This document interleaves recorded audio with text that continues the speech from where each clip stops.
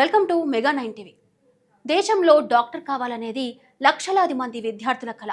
ఆ కల కోసం ఎంతో కష్టపడి రాత్రింబవళ్లు చదువుకొని నీట్ పరీక్ష రాస్తే తీరా ఆ పరీక్ష పత్రాలు లీక్ అయ్యాయని తెలిస్తే ఆ విద్యార్థుల భవిష్యత్తు ఏంటి? వ్యవస్థపై నమ్మకం పెట్టుకున్న యువతకు ఈ లీకేజీ వ్యవహారం ఒక కోలుకోలేని దెబ్బ. ప్రభుత్వాలు మారుతున్నా, నాయకులు మారుతున్నా విద్యా వ్యవస్థలో ఇలాంటి లీకేజీలు మాత్రం ఆగడం లేదు.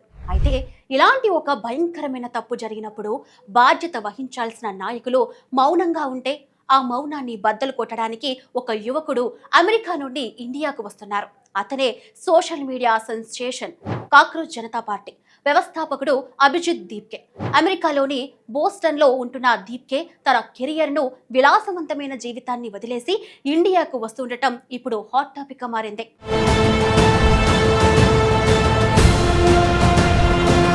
మే నెలలో సుప్రీంకోర్టు ప్రధాన న్యాయమూర్తి చేసిన ఒక వ్యాఖ్యను బేస్ చేసుకొని పూణేలో జర్నలిజం చదివిన అభిజిత్ దీప్కే ఈ కాక్రోచ్ జనతా పార్టీని కేవలం ఒక సెటరికల్ డిజిటల్ ఉద్యమంగా మొదలుపెట్టారు.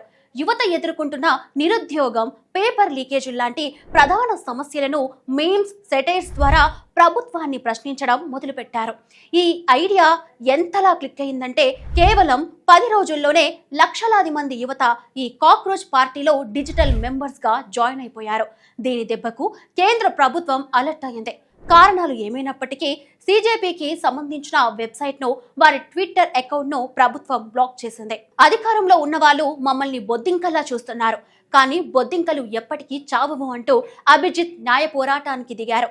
ఇదంతా ఒక ఎత్తైతే ఇప్పుడు నీట్ లీకేజీ ఇష్యూ ఈ ఉద్యమాన్ని మరో స్థాయికి తీసుకువెళ్తోంది. సోషల్ మీడియాకే పరిమితమైన ఈ ఉద్యమం ఇప్పుడు నేరుగా గ్రౌండ్ లోకి దిగబోతుంది. దేశవ్యాప్తంగా నీట్ పరీక్ష పత్రాల లీకేజీ వార్తలు బయటకు రాగానే అభిజిత్ దీప్కే ఒక పవర్ఫుల్ డిమాండ్ ను తెరపైకి తెచ్చారు. ఈ మహాకుంభకోణానికి యువత భవిష్యత్తు నాశనం కావడానికి నైతిక బాధ్యత వహిస్తూ కేంద్ర విద్యాశాఖ మంత్రి ధర్మేంద్ర ప్రధాన్ తక్షణమే తన పదవికి రాజీనామా చేయాలి అని ఆయన గట్టిగా డిమాండ్ చేస్తున్నారు.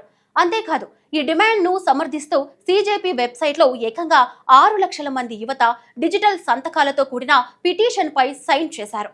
ఇంత పెద్ద తప్పు జరిగిన తర్వాత కూడా విద్యాశాఖ మంత్రి తన పదవిలో కొనసాగడం ఈ దేశంలో జవాబుదారీతనం లేకపోవడానికి నిదర్శనమని అభిజిత్ తీవ్రంగా మండిపడ్డారు. ఇదే ప్రధాన డిమాండ్ తో సిస్టమ్స్ ను ప్రశ్నించడానికి జూన్ 6వ తేదీన ఢిల్లీలోని జంతర్ మంతర్ వద్ద ఒక భారీ శాంతియుత ఆందోళన కార్యక్రమాన్ని ప్రారంభించనున్నారు.